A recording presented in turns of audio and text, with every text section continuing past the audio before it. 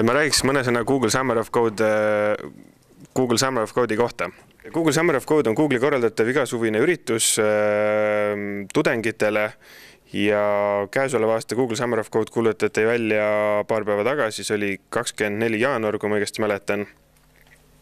Kui Google'isse kirjutada Google Summer of Code, siis leiab selle kohta vajaliku informatsiooni. See on põhimõtteliselt selline skeem, kus siis tudengitele antakse võimalus kergesti sulanduda mõnesse vaba tarkvara projekti kommuuni, seal arendada midagi ja ta saab sellist natuke rohkem tähelepanu nendelt arendajatelt, et selle tudengi tehtud töö siis nii-öelda kergelt upstreami mergitaks ja kõige tipuks siis Google maksab palka ka selle eest. Nüüd järgneva kuu jooksul vaba tarkvara projektid kandideerivad neid nimetatakse slotideks, ehk siis pesadeks, siis Google annab 1000 õpilase rahastamiseks raha, see on kuskil 1000 kandis, ja siis need vabatarkvara projektid kandideerivad, et neid tudengeid nii-öelda oma katuse alla saada.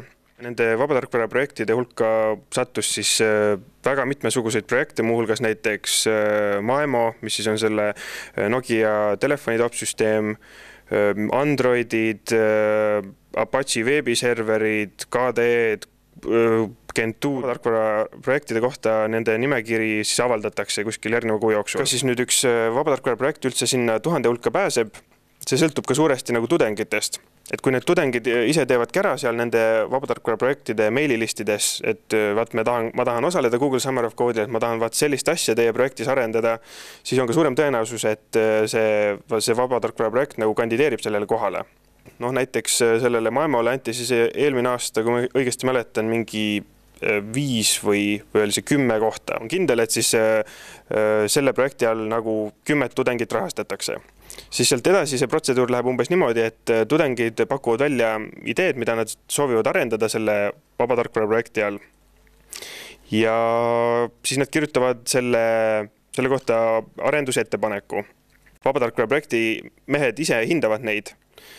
Kui see tudengi ettepanek osutub vastuvõetavaks, nad annavad oma otsusest Google'ile teada ja siis antakse teada, mis tudengid on siis milliste projektide poolt vastu võetud. Kogu selle projekti raames kuskile minema ei pea, see on kõige tähtsam asi. Küsitakse mult tihti, et kas ma pean USA-sse minema, et Google on USA-s, et kas ma pean sinna minema, ei pea. Kui vastuvõttev organisatsioon on näiteks Maemo, et kas ma siis pean minema Nokia peakorterisse, ei pea, kuskile ei pea minema. Ma kirjutasin kuskil 2 või 3 vabatarkvara projektile, kirjutasin ettepaneku, et mida võiks edasi arendada. Üks nendest oli siis see Maemo, kuhu mind ka vastu võeti. Kui teid vastu võetakse, siis teile saadetakse üks pakk USA-st. Google saadab siis selle paki. Ja selle paki sees on siis see krediitkaart, kuhu teile hakatakse seda raha kantima, mis te suve jooksul saate. Google on siis selle rahastamise niimoodi 3 jaotanud. Et eelmine aasta jagati välja, kui ma õigesti mäletan, $5500. Siis kui te selle kaardi saate, siis seal peal juba on olemas see esimene makse, mis oli tookord $500. Pluss siis igast nänni saate kleepse ja see on siis see, mis juhtub maikuu lõpuks ära. Et maikuu lõpuks, kui teid on vastu võetud, siis te saate see kaardi kätte ja siis lõpuks peaks ka koodima hakkama. Maksed on jaotatud 3, kui te nagu seal vahepeal väga laisad olete, siis te rohkem raha ei saa. Kuskil juulikuu keskel on selline asi nagu midterm evaluation. Et see on selline hetk, kui peab siis täitma sellise paberi, kus te hindate oma siis progressi. Vastuvõtvast organisatsioonist vaatab ka selle üle teie mentor ja tegelikult ma olen mainimata, et siis kui teid vastu võetakse, teile nagu antakse kontaktisik sellest vabatarkvara projektist, et siis Maemo puhul see oli üks nendest arendajatest, kes seal on pikki aastaid midagi arendanud ja tema on see isik, kelle poole saate igasuguste küsimustega pöörduda ja tegelikult te peaksite nagu vastavalt siis tema nõuetele kontakteeruma temaga näiteks iga nädal mingi. Ja tema on siis see inimene, kes tegelikult hinnangu annab teile, kas Google tohiks üldse maksta seda järgmist portsu raha. Ja need siis jaotatakse ära, et pool sellest makstakse siis seal juulikuu keskel ja siis see viimane ports tuleb siis augustikuu lõpus. Ja selle augustikuu lõpuga on täpselt samamoodi, et mentor vaatab üle, kas te olete siis lõpuni jõudnud oma projektiga.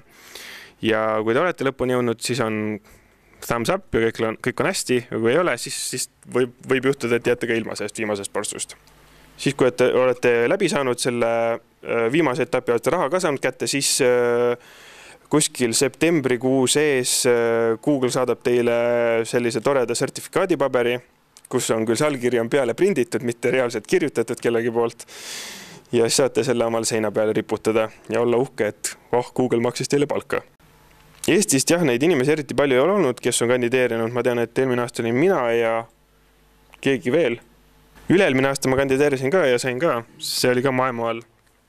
Kui nagu huvi on alles veel, siis soovitaks tähelepanu pöörata sellele Google Summer of Code'i timeline'ile. Ja kui see link lahti võtta, siis seal on kirjas midagi sellist, et see kuupäev, mis teid huvitada võib, on märtsikuu keskpaik. Et see on see aeg, kui tuleks küsida nendest vabatarkvara projektide meililistides, et mis teil vaja oleks või võib-olla neil on juba Wikis kirjas mõned sellised asjad, mis vajaks lahendamist. Django on üks veebirakenduste arendamise raamistik ja siis neil on näiteks eelmisest aastast jäänud mõned punktid, mis on nagu lahendamata, et kindlasti soovitaks neid vaadata. Ja kindlasti guugeldada seda Google Summer of Code'i teemat nende meililistides ja vaadata, millest nagu üleüldse räägitud on. 28. märtsil algab see Student Application Period. See on siis see hetk, kui te peaksite seal Google'i veebirakenduses oma selle ankeedi täitma, et ma soovin kandideerida, vaat selline projekti idee ja siis jääma ootama. Ja kui hästi läheb, siis 22. aprill on see päev, kui te peaksite juba olema kirjas kellegi nimekirjas ja teil peab siis olema juba ka teile antud see isiklik mentor sellest vastuvõtvast organisatsioonist. Ei ole seda asja, et vaat ma ei oska või ma tunnen, et ma ei oska, et see unustage ära, et pool võitu on juba see, et kui te lähete lihtsalt kandideerima, isegi kui te mitte midagi ei oska. Siin ei pea mitte midagi oskama tegelikult sellepärast, et see on ju mõeldud tudengitele lõppude lõpuks ja see kogemus tulebki selle käigus. Mis kasuks kindlasti tuleb on see, kui te olete mingisugust programmeerimiskeelt õppinud või kirjutanud, et igasugused kogemused tuleks sinna kirja panna, et nad seal selle student application'i juures tahavad saada ka mingisugust biograafiat enda kohta. Et kui teil endal on mingisugune asi, mis kuidagi pinda käib mõnes tekstieditoris või midagi sellist, et kui te nagu selle asjaga lahendate mõne iseenda probleemi ära, siis see on kõige parem nagu motivatsioon, ma arvan. Ma ütlen, see versioonihaldus, mida nad kasutavad, seda nagunii pead õppima seal ja nende workflow'd õppima ja see ongi kogu selle asja eesmärk, et just neid asju õpiksite. Et primaarne on nagu huvi ja see, et sa tahaksid midagi teha nagu. Seal nagu mingit alamlatti selles mõttes ei ole, et sa võistled nagu teiste tudengitega, et saada see koht seal nagu.